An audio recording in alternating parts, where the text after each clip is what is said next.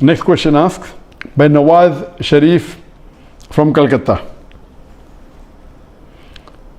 Which is the most difficult question posed to you so far in your life? This is the question. This question, which is the most difficult question posed to you so far in life, is the most difficult question in my life.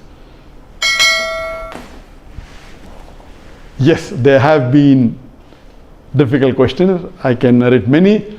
As far as the most difficult question is concerned, because it's not a very common question, I will never tell it to the masses, to the public.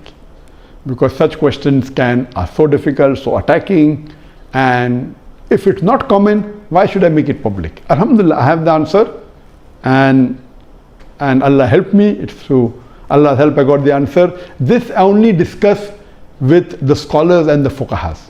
And I asked them, what is the answer? And I've asked this to maybe 50 or 100 people who are scholars and people of knowledge. And unfortunately, the most difficult questions have not been answered because of the intricity, not because of the knowledge based, it is the intricity of the question. So those questions which are attacking Islam, and they are not common, and it's difficult to understand the answer. As a policy, even if you ask, I'll never tell you. That's only to be discussed with people of knowledge and the scholars. Yes, there have been many questions which are tricky. Many questions which may require logical answer, has nothing to do with Islamic knowledge. And there are many. I'll just give one example to you. I don't say it's the most difficult, but it was a tricky question. And I remember, I think it was in the year 2014 or somewhere close to that in Dubai. After my lecture in Dubai, there were about 15,000-20,000 people in the audience. There's a lady who's a non-Muslim who asked me a question. And she said, Dr. Zakir, you often give the example of why a Muslim lady should do hijab, and you ask the question that if two twin sisters who are equally beautiful, one of them is wearing the Islamic hijab, complete body covered, except the face and the hands up to the wrist, and the other twin sister, she is wearing the Western clothes with mini skirts and a low neck, and if both of them are walking down the streets of Dubai, and if there is a hooligan, if there is a ruffian who's waiting to tease a girl, which girl will he tease? And you ask this question. And yes, I have given this example and I've asked this question since the early 90s when I gave the talk of women's rights in Islam the first time in 1993. Since this time I'm asking a question. And I've asked this question in public forum that which girl will you tease? And always the answer has been, but natural, the girl wearing the Western clothes in mini skirt or low neck because she's attracting. And for 20 years, the answer has been same. Now this lady comes up and she repeats the question, but she says that according to me, the girl wearing the Islamic hijab would be teased. I said, why? She said, because the man would like to know what is behind the clothes. That's why he will tease the girl wearing the Islamic hijab.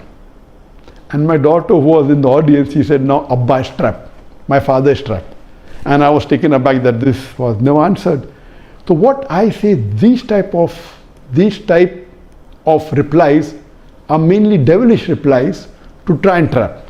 But Alhamdulillah, in such situation, Allah is the one who always helps. I got up and I said, okay, sister has asked a very good question, and I continued the question.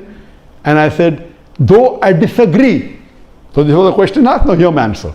I said, I disagree with your answer. It's an illogical answer. But if you agree that your answer is correct, then why are you wearing clothes? If you don't want people to be clothed, you should take off your clothes. And believe me, that woman was so embarrassed, and that was a very good slap to her reply, to her question, which was a devilish question. She went back and she sat quietly. So these types of questions by non-Muslims who come to attack you, it has got nothing to do with Islam. My answer was logical.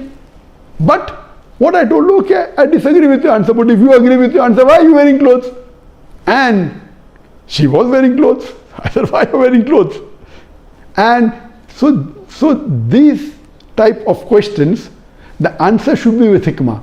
Udu ila sabili rabbika bil hikmah wal mu'azat al hasna wajad millati ahsan. Invite all to the way of thy Lord with wisdom and beautiful preaching, and argue with them in the ways that are best and most gracious.